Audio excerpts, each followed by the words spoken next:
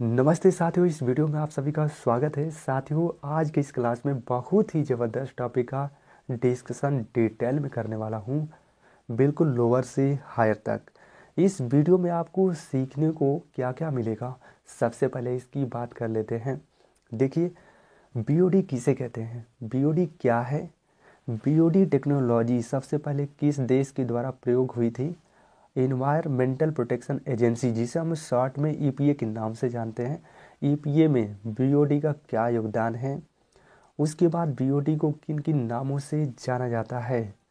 हाँ, उसके बाद गुड वाटर या वेरी गुड वाटर या पुअर वाटर या वेरी पुअर वाटर में जो बीओडी का मान होता है, बीओडी का जो वैल्यू होता है वो क्या क्या होता है, उससे हम मेजरमेंट कैसे करते हैं, इसका फार्मूला क्या होता है, इन सभी का डिटेल में इस वीडियो में डिस्क्राइब करने वाला हूँ। तो साथियों, एक बार आप इस वीडियो को कंप्लीट देख लीजिए, उसके बाद 100% मुझे आशा होगी, मुझे उम्मीद होगी कि मैं जो बता रहा हूँ उसमें आप सेटिस्फाइड होंगे। तो साथियों, चलिए मैं वीडियो स्टार्ट करता हूँ। तो साथियों देखिए, आपका टॉपिक क्या है, बीओडी।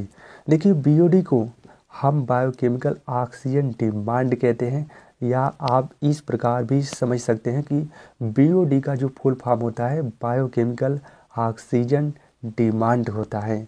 तो फर्स्ट जो पॉइंट है क्लियर होना चाहिए कि बीओडी का जो फुल फॉर्म होता है बायोकेमिकल ऑक्सीजन डिमांड होता है।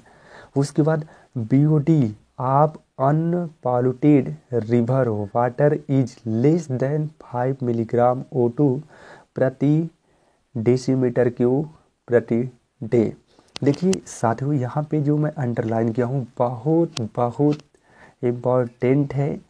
देखिए, यहाँ से क्वेश्चंस पूछा जा चुका है, मैं अभी आपको क्वेश्चंस दिखाऊंगा, पहले इस पॉइंट को समझ लीजिए।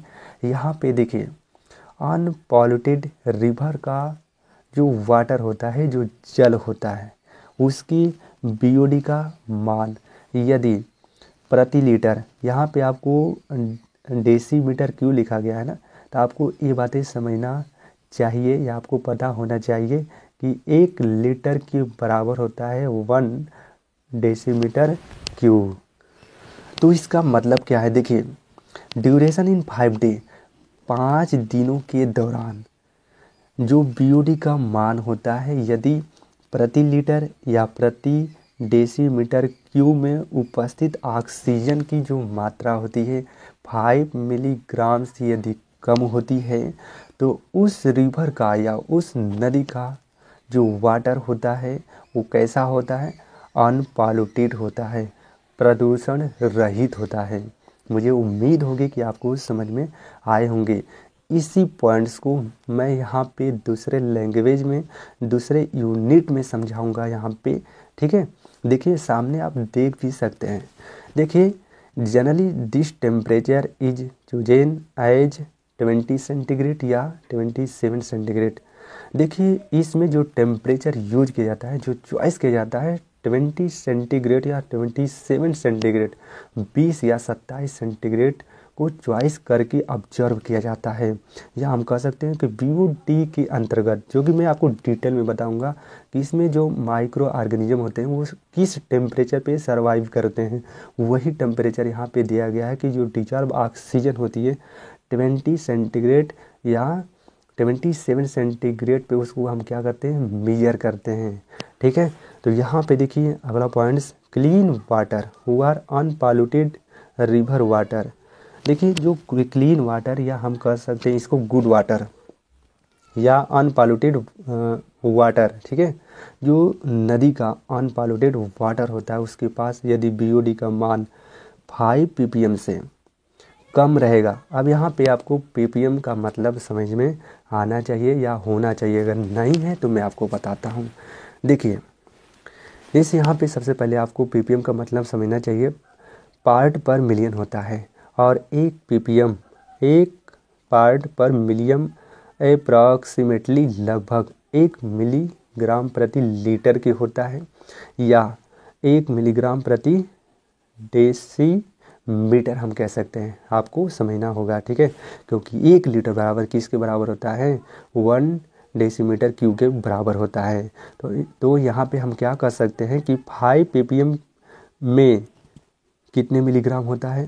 देखिए यहाँ पे इसीलिए तो बोला गया है अप्रॉक्सीमेटली लगभग 0.99 के करीब होता है। ठीक है, तो यहाँ पे 4.994 एक्चुअल में होता है मिलीग्राम प्रति लीटर 5 ppm में। ठीक है, तो यहाँ पे लगभग आप क्या कह सकते हैं कि 5 ppm कह सकते हैं ना। इसलिए यहाँ पे जब देख रहे हैं कि 1 ppm में 1 मिलीग्राम प्रति लीटर होता है, तो यहाँ पे 5 ppm में आप क्या कह सकते हैं, 5 ppm कह सकते हैं। ठीक है, अर्थात सीधे अगर मैं बात करूँ तो प्रति लीटर में उपस्थित 1 मिलीग्राम की मात्रा को ही हम क्या कहते हैं, 1 ppm कहते हैं। मुझे उम्मीद होगी कि ये कॉन्सेप्ट आपका क्लियर हुआ होगा। चलिए हम अपने पॉइंट पे आते हैं। यहाँ पे देखिए जो क्लीन वाटर होता है, जो अनपॉल्यूटेड वाटर होता है नदी का, उसके पास यदि BOD का मान 5 ppm से कम होगा तो वह वाटर क्या होगा, क्लीन वाटर होगा, अनपॉल्यूटेड वाटर होगा। ठीक है, आगे समझिए। Whereas highly polluted water could have a BOD value of greater than 17 ppm 17 ppm। देखिए वही BOD का मान यदि 17 pm से अधिक आता है तो वह वाटर या उस नदी का वाटर जो होगा पॉल्यूटेड होगा। ठीक है, ये भी बात कंफर्म होना चाहिए, समझ में आना चाहिए। उसके बाद यहाँ पे BOD is the common methods. अरे भैया यहाँ पे BOD है एक सामान्य विधि है जिसे हम BOD 5 डे कहते हैं। BOD 5 के नाम से जानते हैं। ठीक है, BOD 5 डे कहते हैं। देखिए which used by USA technological methods. देखिए जिसका प्रयोग USA टेक्नोलॉजिकल मेथड्स के द्वारा किया जाता है, क्योंकि सबसे पहले इस टेक्निक का प्रयोग यूनाइटेड स्टेट ऑफ अमेरिका के द्वारा किया गया था। ठीक है, आगे बढ़ते हैं। अब यहाँ पे आगे देखिए, in this process decompose of dissolve oxygens by bacteria, microbes, amphibians, fish, other aquatic organisms. देखिए जल में जो डिजॉल्व ऑक्सीजन्स होती है उसका डिकम्पोज होता है किसके द्वारा, बैक्टीरिया के द्वारा हो सकता है, माइक्रोब्स के द्वारा होता है, एम्फीबियंस के द्वारा होता है, या फिश के द्वारा, या डायरेक्ट अगर हम कह सकते हैं तो एक्वाटिक ऑर्गेनिजम्स। अगर ये भी नहीं कह सकते हैं तो सिर्फ एक वर्ड में कह सकते हैं तो आप कह सकते हैं कि माइक्रो ऑर्गेनिजम्स के द्वारा होता है डिकम्पोज। किसका, डिजॉल्व ऑक्सीजन्स का, किस में, जल में, किसके द्वारा, बैक्टीरिया या माइक्रोब्स के द्वारा, या एम्फीबियंस के द्वारा, या फिश के द्वारा। ठीक है, अब यहाँ पे देखिए, in the duration of environmental protection agency, जिसे हम शॉर्ट में संक्षेप में EPA कहते हैं। ठीक है, इसके दौरान, इसके ड्यूरेशन के थ्रू इस टेक्निक का प्रयोग किया जाता है। ठीक है, उसके बाद आगे यहाँ पे देखिए, it is most commonly in the milligram of oxygen consumed per litre of sample during 5 days of incubation at 20 centigrade या 3 days of incubation at 27 centigrade. देखिए इट इज मोस्ट कॉमनली, इसका मतलब होगा भैया कि यह सामान्य तौर पे, ठीक है, या हम कह सकते हैं कि आम तौर पे 20 सेंटीग्रेड पर। इनक्यूबेशन का मतलब होता है उष्मायन, हिंदी में बोलते हैं।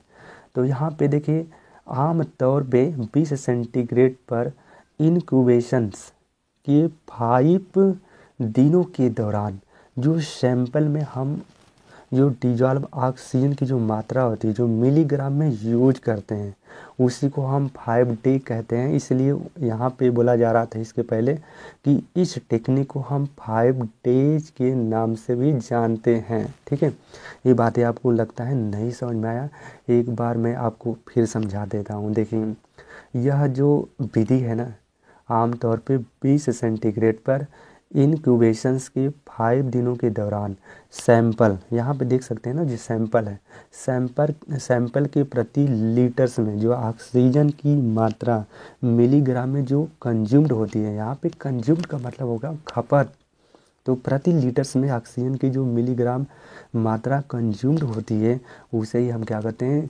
5 डे कहते हैं। या 27 सेंटीग्रेड पे देखिए 3 दिनों के दौरान जो ऑक्सीजन की मात्रा मिलीग्राम में जो कंज्यूम्ड होती है, जो खपत होती है, उसे ही हम क्या कहते हैं 5 डेज। तो हम यहाँ पर ये भी कह सकते हैं कि हम इसे हम क्या कह सकते हैं 3 to 5 डेज भी कहते हैं। ठीक है, तो ये बातें आपको क्लियर होना चाहिए। फिर भी अगर क्लियर नहीं होता है तो आप हमें फिर कमेंट कर दिया कि समझ में नहीं आया। आगे देखिए BOD इज ये मोस्ट पैरामीटर्स, एक अच्छा पैरामीटर है जिसको हम वाटर क्वालिटी के नाम से जानते हैं, जिसका प्रयोग वाटर क्वालिटी मैनेजमेंट में या असेसमेंट में या आगे मैं थोड़ा सा आपको दिखा देता हूँ। देखिए यहाँ पे इकोलॉजी एंड इन्वायरमेंटल साइंस में प्रयोग किया जाता है। इसलिए साथियों मेरा रिक्वेस्ट होगा कि ये जो वीडियो का जितना कॉन्सेप्ट मैं बता रहा हूँ, इस कॉन्सेप्ट को समझिए या ये टॉपिक आप समझिए, जो भी कुछ समझिए, इस पॉइंट को आप नोट कर लेंगे और नोट्स तैयार करेंगे ताकि कभी भी क्वेश्चन आपसे पूछा जाए तो आप आसानी से बता पाएँ। ठीक है, उसके बाद देखिए आगे देखिए बहुत इम्पॉर्टेंट चीज़ मैं बताने जा रहा हूँ यहाँ पे BOD लेवल्स।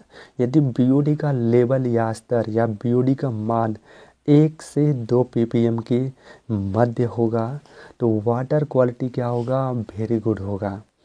और वही BOD का मान या लेवल या स्तर कह सकते हैं 3 से 5 ppm पार्ट पर मिलियन होगा तो वाटर क्वालिटी होगी फेयर या मॉडरेटली क्लीन होगा।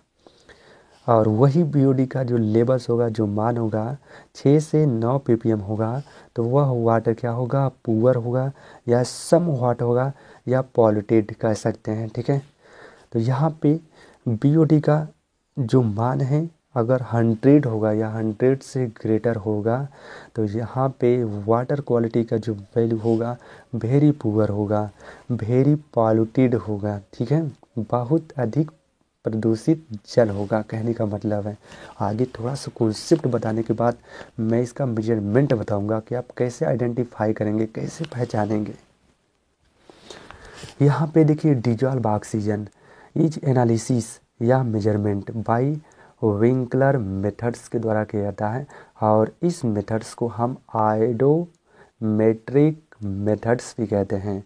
अब आप सोचेंगे भाई डिजॉल्व ऑक्सीजन ये आ कहाँ से रही है, तो मैं आपको बता रहा हूँ कि देखिए जो डिजॉल्व ऑक्सीजन आती है यहाँ पे देखिए आगे है ना, mostly the dissolve oxygen in water come from oxygen in air environmental. जो जल में डिजॉल्व ऑक्सीजन होती है वो आती कहाँ से है, तो वह एयर से आती है या इन्वायरमेंटल से आती है, हमारे वातावरण से आती है। इसीलिए कहते हैं कि डिजॉल्व ऑक्सीजन जो होती है इन्वर्सली प्रोपोर्शनल टू 1.T के होती है।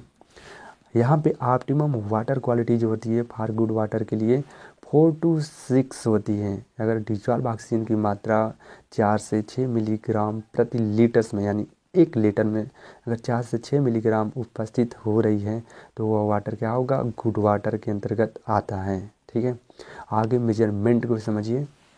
यहाँ पे मेजरमेंट ऑफ BOD, इसके पहले मैंने आपको एक मेथड बताया था, लेकिन यहाँ पे टोटली हम समझेंगे कि एक्चुअल में इसका मेजरमेंट किस मेथड्स के द्वारा और कैसे किया जाता है।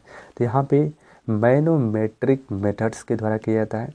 इसमें देखिए advantage of this method compared to dilution methods.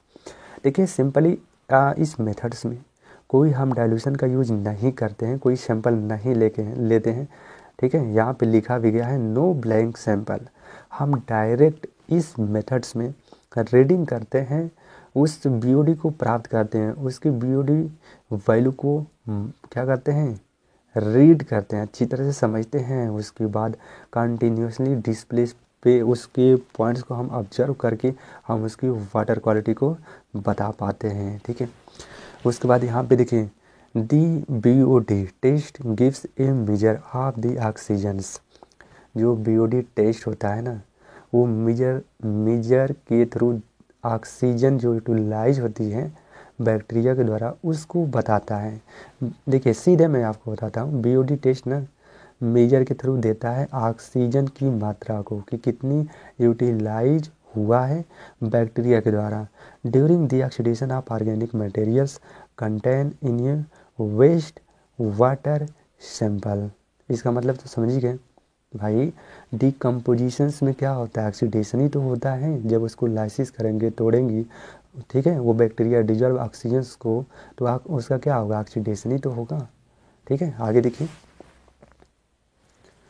उसके बाद यहाँ पे देखिए, it is a direct measure of oxygen requirement and an indirect measure of biodegradable organic materials. अगर हम डायरेक्ट बीओडी को माप करते हैं तो ऑक्सीजन के आधार पे करते हैं कि डिजॉल्व ऑक्सीजन की अमाउंट यानी मात्रा कितनी है, और इनडायरेक्ट यदि हम करते हैं तो हम क्या करते हैं, ऑर्गेनिक मैटर के बायोडिग्रेडेबल के थ्रू करते हैं। ठीक है, जैसे यहाँ पे कोई भी ऑर्गेनिक मटेरियल्स ऑक्सीजन के साथ जब वो रिएक्ट करता है तो माइक्रो ऑर्गेनिज्म उसे क्या करते हैं, लाइसिस करते हैं, तोड़ करके CO2 में प्लस H2 में क्या करते हैं, अलग करते हैं, सेपरेट करते हैं, तो न्यू सेल्स और यहाँ पे स्टेबल प्रोडक्ट। इसका मतलब आपको कमेंट बॉक्स में बताना है, क्योंकि मुझे पता चलना चाहिए कि आप फुल वीडियो देखे हैं कि नहीं देखे हैं, आपको कहाँ प्रॉब्लम आई है। ठीक है, तो यहाँ पर देखिए, इनिशियल यानी प्रारंभ में डिजॉल्व ऑक्सीजन जो होती है dissolve oxygen is to be calculated and final dissolve oxygen after. देखिए, प्रारंभ में जो डिजॉल्व ऑक्सीजन होती है और आफ्टर यानी डिजॉल्व ऑक्सीजन के बाद जो डिजॉल्व ऑक्सीजन होती है उससे हम फाइनली कैलकुलेट करते हैं 3D at the rate 27 centigrade. मैंने आपको स्टार्टिंग में बताया था कि 3D का मतलब क्या होता है, 27 सेंटीग्रेड पे ऑक्सीजन की जो मात्रा होती है, जितनी डिजॉल्व होती है प्रति लीटर में, उसको हम 3D कहते हैं। सिमिलरली उसी प्रकार 5D भी हम कहते हैं। ठीक है, यहाँ पे देखिए बीओडी निकालने का जो फार्मूला होता है आपको पता होना चाहिए कि प्रति लीटर में मिलीग्राम अमाउंट से ही हम क्या करते हैं, बीओडी टेस्ट करते हैं। तो यहाँ पे D1 माइनस D2 अपान P। अब आप सोचेंगे P है क्या, तो वैसे तो मैंने यहाँ पे लिख दिया हूँ, लेकिन थोड़ा सा आगे इसको बढ़ा करके मैं आपको बता रहा हूँ। चलिए, यहाँ पे देखिए ये फार्मूला है, लेकिन यहाँ पे बोल रहा है कि when the dilution water is seeded होगा, तो इसके लिए जो फार्मूला होगा D1 minus D2 minus bracket में B1 minus B2 into F upon P के द्वारा हम बीओडी का मान कैलकुलेट कर सकते हैं। जैसे देखिए, इसका मतलब क्या है, इसमें D1 जो है ना डिजॉल्व ऑक्सीजन है, और जो D2 है वो भी डिजॉल्व ऑक्सीजन है, लेकिन दोनों में अंतर क्या है, ये जो D1 है diluted sample immediately after preparation. देखिए, प्रिपरेशन से पहले यहाँ पे एक चीटी आ गई भैया, एक सब्सक्राइब कर दीजिए हमारे चैनल को। ठीक है, इसके लिए सब्सक्राइब कर दीजिए जो चाह रही है बेचारी। यहाँ पे देखिए, इमीडिएटली आफ्टर प्रिपरेशन की प्रारंभ में जो डिजॉल्व ऑक्सीजन होती है उसकी मात्रा यहाँ पे D1 है, और यहाँ पे D2 क्या है, 5 डे इनक्यूबेशन एट 20 सेंटीग्रेड। अब 5 दिन में जितनी मिलीग्राम ऑक्सीजन डिजॉल्व हुई है, ठीक है, जितनी खर्च हुई है उसकी मात्रा बोला जा रहा है। और यहाँ पे B1 का मतलब समझ आ रहा है कि dissolve oxygen of seed control before, ठीक है, इनक्यूबेशन मिलीग्राम प्रति लीटर्स। और यहाँ पे B2 को बोल रहा है कि डिजॉल्व ऑक्सीजन, यहाँ पे डैश लिखे मतलब आप सीड कंट्रोल, यहाँ पे बिफोर यानी इनक्यूबेशन से पहले की बात बोल रहा है, और यहाँ पे उसके बाद। ठीक है, और यहाँ पे यह फ्रैक्शंस है of seeded dilution water volume in sample to volume of seeded dilution water in seed control. इसको हम डायरेक्ट 1 माइनस P के द्वारा निकाल सकते हैं, और इसका जो रेशियो कैलकुलेट किया गया एक्सपेरिमेंटली बताया गया 29/300। ठीक है, 29/300। और जो P होता है फ्रैक्शन होता है। स्मॉल डब्लू का मतलब जो अमाउंट कम रहेगा स्टार्टिंग्स में, और यहाँ पे कैपिटल का मतलब उस यानी उस सैंपल का वॉल्यूम जितना लेंगे, यानी जैसे हम प्रति लीटर लेते हैं। ठीक है, तो वही यहाँ पे ऑब्जर्व किया गया है 10/300। अगर यहाँ पे समझ में नहीं आया होगा, मैं समझ रहा हूँ, तो इसको पहले आप समझने का प्रयास करिए, इसको थोड़ा सा आप पढ़िए। अगर नहीं समझ में आता है तो मैं अगले वीडियो में यहाँ पे जितने फार्मूले हैं इस पे हम क्या करेंगे, तो कह सकते हैं कि एक आंकिक प्रश्न लेकर आएंगे और उसमें हम BOD कैसे निकालेंगे उसको लेकर मैं समझाने का प्रयास करूँगा, जिससे कि आपका कॉन्सेप्ट क्लियर हो जाएगा। ठीक है साथियों, तो मिलते हैं अगले नेक्स्ट वीडियो में नए टॉपिक के साथ।